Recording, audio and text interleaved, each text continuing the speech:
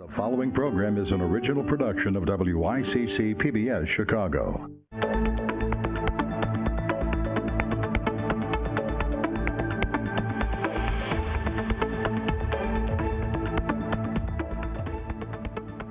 Welcome to the Chicago Bar Association's Justice and Law Weekly. I'm Dan Cotter, president of the Chicago Bar Association, and we are discussing how we can reduce the truancy epidemic in Chicago public schools. Joining me are David Jackson, Reverend Olivia Johnson, and Melissa Sanchez. David Jackson is a Pulitzer Prize-winning investigative reporter with the Chicago Tribune. He co-authored several award-winning articles focusing on truancy, which prompted the Illinois General Assembly to establish a truancy task force. Welcome. Thanks, Dan. Reverend Olivia Johnson is a life coach, community leader, and pastor of Generational Blessings Family Worship Center in Chicago Heights, Illinois. She was ordained in 1989, and her ministry focuses on restoring and serving families. Reverend Johnson is partnering with the Chicago Bar Association Truancy Project. Welcome, Pastor. Thank you. Melissa Sanchez is an associate editor with Catalyst Chicago and has authored several articles regarding truancy. Catalyst Chicago has provided independent reporting on urban education since 1990. Thank you so much for joining us. Thanks for having me. And so we have a lot to cover, so let's get started. Mr. Jackson, along with Gary Marks, you researched and co-authored several articles appearing in the Chicago Tribune in 2012 about truancy in Illinois. Many refer to them as the empty desk articles. You reported that during the 2010-11 school year, nearly 32,000 students in kindergarten through 8th grade, or roughly 1 in 8, missed 4 weeks or more of class. That is just a startling figure. And how did our schools get to this point? Dan, we had known for a long time that elementary school truancy and absenteeism were a subject that we really needed to tackle, both as a newspaper, but even more than that, as a community. We always had a sense as reporters going around the city doing our jobs that there are untold numbers of youth who are basically detaching from school in the earliest grades, and that has a profound impact on them as well as on our city as a whole. And so what we did essentially was we obtained the Chicago Public Schools child tracking attendance database for that year. It was a arduous effort to get the database, and we analyzed it, and we found in a nutshell that yes, there's this staggering problem beginning in kindergarten of long before any child can be said to have any say in the matter, of kids missing weeks, months of school. And we picked the 1 month time frame because if you think about it, a kid who misses a month of school every year starting in kindergarten, by the time they get to high school, has missed an entire year of school. So really putting our kids in Chicago at a disadvantage in terms of a very competitive and difficult job market. And we found when we really closely analyzed that data, when we looked child by child at who was missing school, that this problem wasn't equally spread throughout the city. We found an intense concentration of the problem of absenteeism and truancy among young people with disabilities, learning disabilities and emotional disabilities, which really surprised me, and the extent of this problem surprised me. These are obviously kids who need to be in school. And also there was a disproportionate amount of truancy and absenteeism among disadvantaged African American kids. So in the south and the west sides of the city, in really hard-hit neighborhoods, African American neighborhoods, the problem was especially concentrated. And you talked about in disadvantaged communities and some of the reasons, but why is it that students in disadvantaged communities are not attending school? Well, we did our best to walk the streets and knock on doors and talk to the families of young people who are missing weeks and months of school. And we found, obviously, this is a problem that extends beyond the kid into the family. We found families racked by substance abuse, involvement in the criminal justice system, but more than anything, hammered by really intense poverty. We found families who were being evicted constantly and moving from place to place, and that was the thread that ran through all of these really heartbreaking cases. Pastor Johnson, you're on the front lines with your ministry in the community, trying to get children into school. What reasons are you finding in your community why children are not attending school? Well, in addition to the problems that Dave has discovered, what we have found in working with the CBA Truancy Project and the schools is that many times the children are taking care of elderly grandparents who raised them, and now they're older and they're taking care of the grandparents. The children are taking care of some of their siblings, doctor's appointments, language barriers. We have found that these children oftentimes don't know what boundaries are. They go to bed whenever they want to go to bed. There's very little home structure, and no food, no clothing, no money to buy it. They're ashamed, they're behind, so they don't want to go to school. They are too behind to catch up. Overworked parents who are not home, parents who are not working, who are not involved, just detached parenting. And you've often indicated that the 32,000 number that we heard at the top of the show might actually be an even higher number, as many children aren't even enrolled in school, such as the fifth grader Curtis you mentioned in one of your articles. And can you elaborate about why these children might not be enrolled in school at all? Yeah, we talked to a young man named Curtis, really bright and personable youth who had a mom and her paramour who were basically being evicted from apartment to apartment, and sometimes moving and sleeping on the couch of a relative, and sometimes setting up a new apartment, and sometimes moving to a new place. And each time they moved, they crossed the kind of invisible boundary line of a particular school's enrollment area. And each time that happened, Curtis's mom had to re-enroll him. In order to do that, she needed to collect the paperwork that was required by CPS. You need to get vaccination information, and you need to get a birth certificate, and you need to get the past school record. All of that stuff for a very prosperous, high-functioning family can be done in a snap with a few phone calls. But this was a family for whom going downtown to get a birth certificate was a costly ordeal. And then paying for the birth certificate was difficult, and it meant, saving up for days.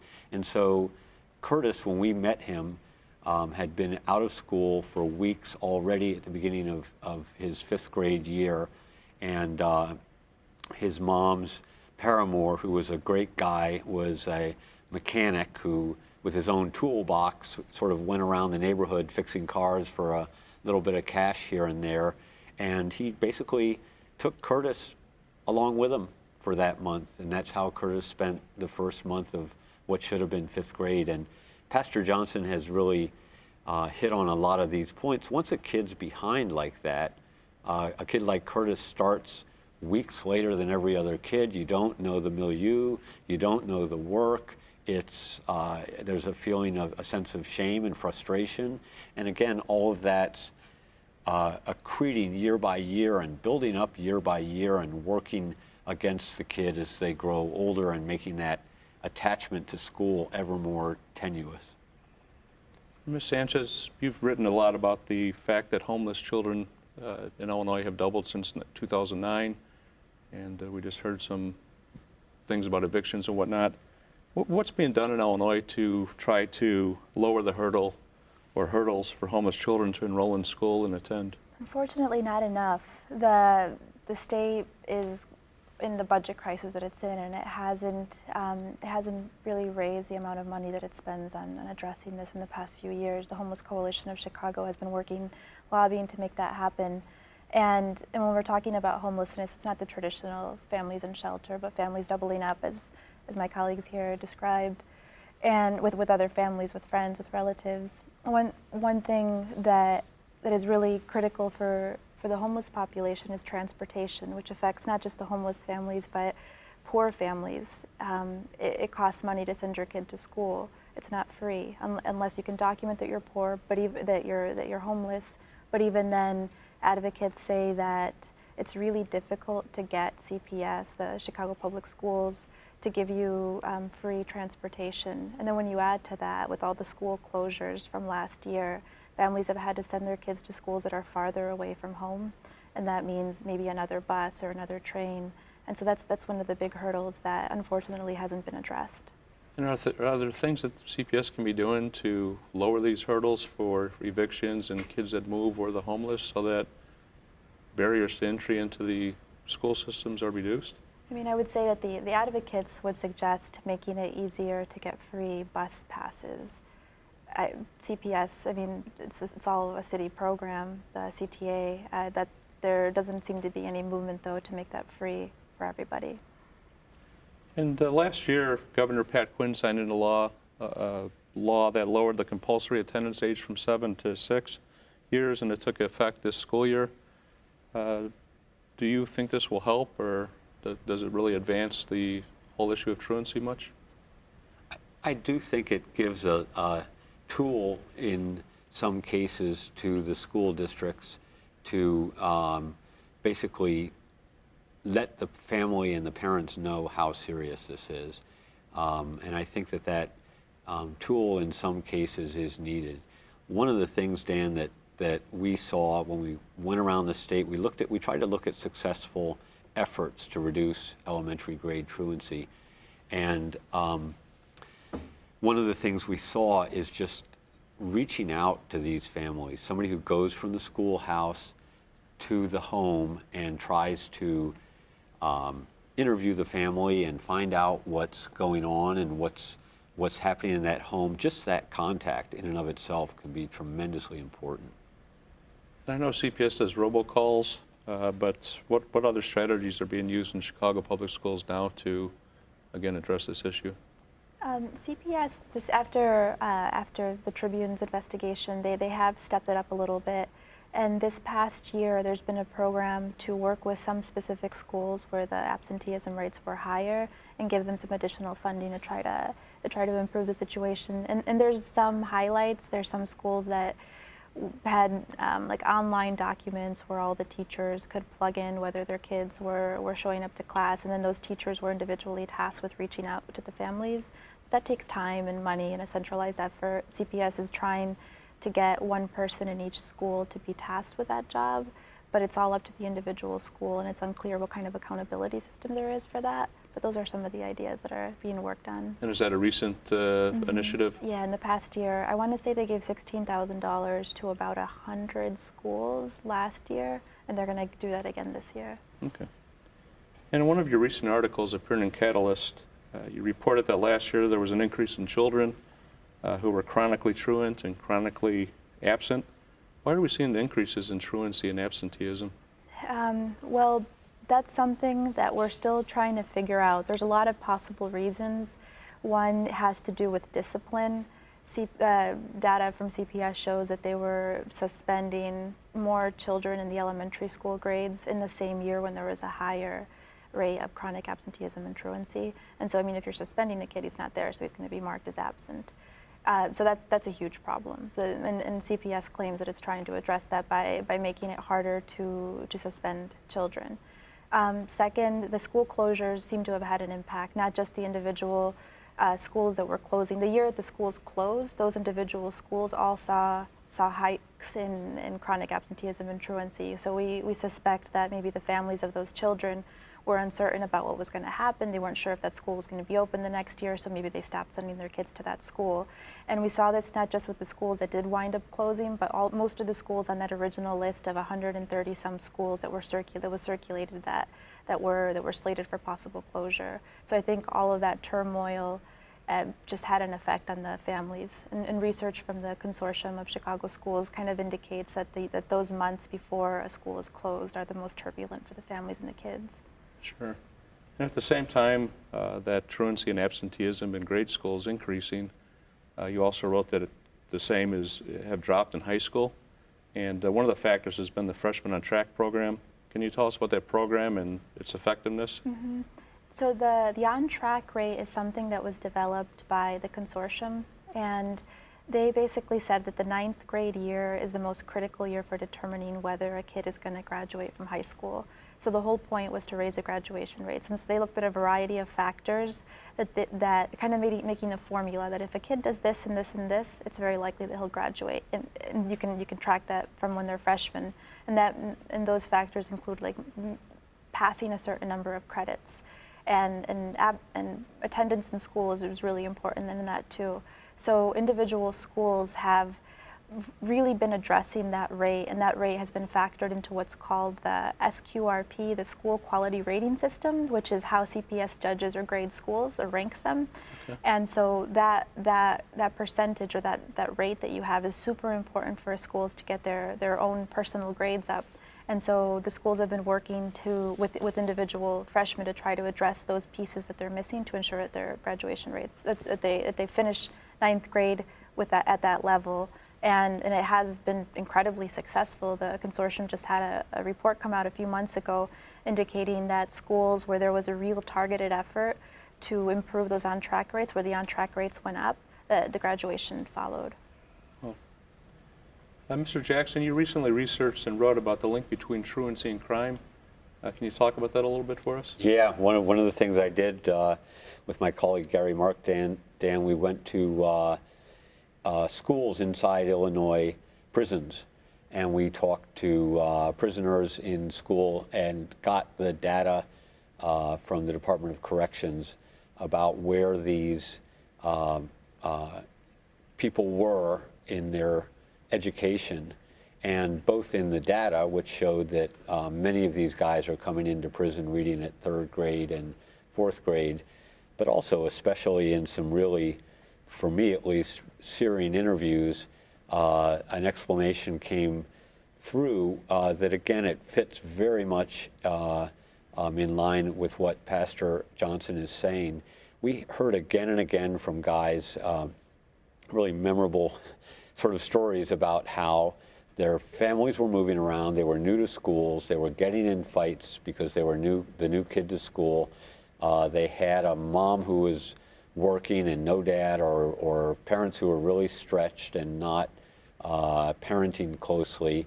And they basically, hit the streets and had disappeared from school as early as 4th grade.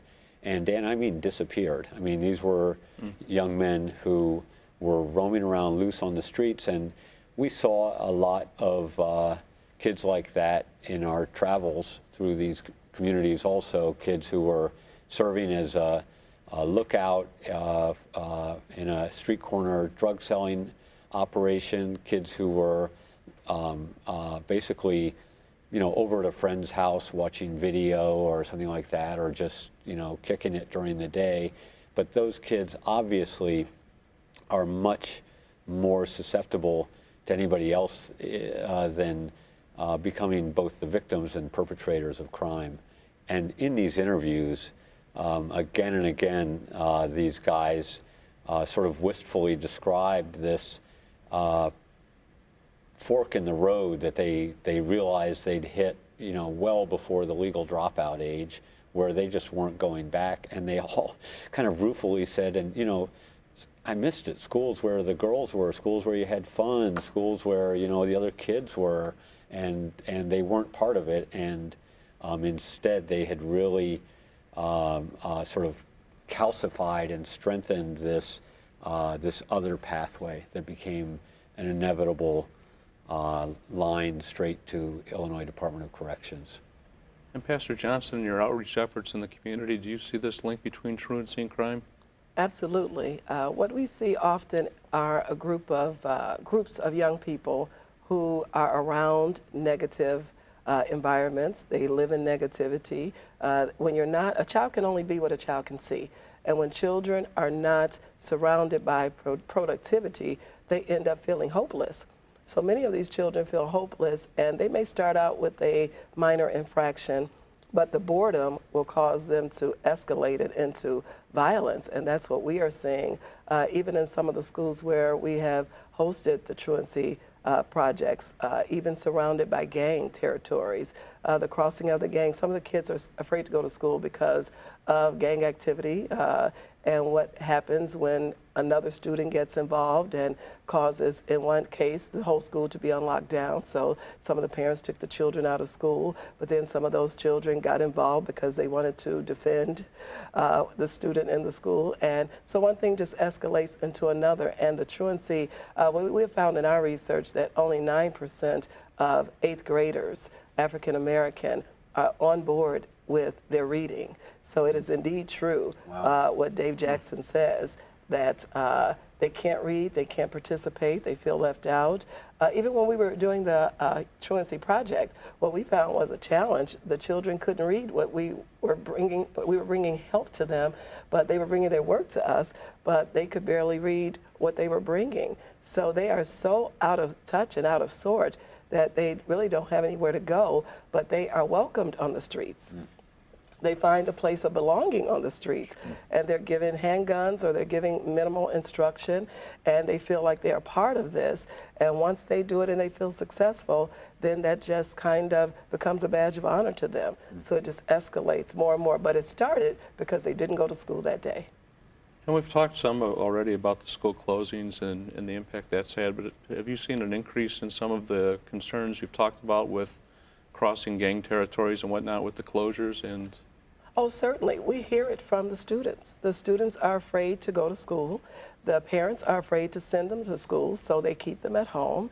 And although parents were banging on the doors of City Hall and asking them not to close schools for fear of retribution and crossing gang territory, they closed anyway. And as a result of their closing, parents had to do what they felt they had to do. And many are at home. I think it's really important to point out also that many of the parents already have a tenuous connection to the schools also. They might not have been successful in school. And for many of the parents, the gang lines are a vivid reality. Sure. And so you're seeing the parents as much as the kid, and with the youngest kids, reacting to these things too. And that's what I found. The younger kids get involved because they have older siblings that are part of gangs. So when you don't have someone productive in their sight where they feel like they can do something or accomplish something, then they reach out to the one who can, and that older sibling is telling them to come on. And oftentimes we have often found as well that the children are afraid not to obey that older sibling who is leading them into negativity. They're afraid of them. We've had truant students that we worked with, and the older brother was not the bully. The younger brother was the bully, but the older brother was very uncomfortable even coming to the program without his sibling. One other thing that really struck me in these prison interviews, and these guys aren't in any way, shape, or form stupid. Correct. I was not talking to people who were not wise, intelligent, and aware. I was talking to people who were uneducated. And to me, that's a crisis. I mean, we lose obviously you create a criminal in a sense through this misconduct and through this path, but also the waste of talent is, we shouldn't have that in our city. I mean, this is talent, and this is souls and lives that should be and could be productive. I really feel that. And they get on this path not out of their own volition. It starts when they're in preschool. It starts when, and they have no say over whether they're going to go to school. Their mom could be sick and can't walk her kid to school. And just the research shows that kids in kindergarten and who start missing school chronically are more likely to miss school in later years, are more likely to drop out, are more likely to wind up in prison. And that starts before they have any say in the matter. Certainly. sure.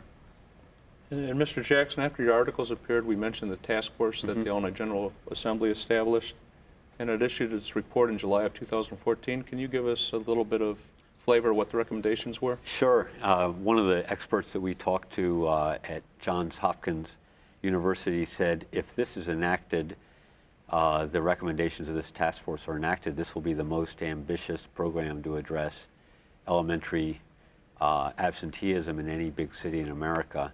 They really surprised me that the task force recommendations, by the kind of force and the sweeping nature, they outlined probably 25 or so, 24 really key steps that they saw that, in a nutshell, were taking a lot of the history that has happened in the last 2 decades and sort of attempting to reverse it. One of the things that, knowing the Chicago school system history, you see is we used to have truancy officers or somebody who would reach out to the family, and that went by the wayside. And several other programs over the years have atrophied or withered or been abandoned amid budget cuts.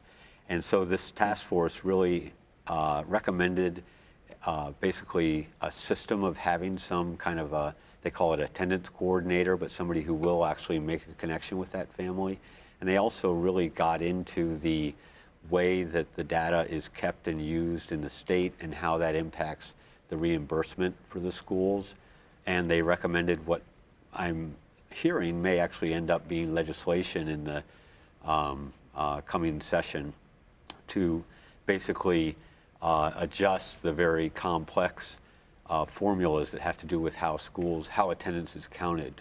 The task force concluded that they're really counting attendance in a way that works against forcing the school districts to go out there and retrieve and bring back those kids.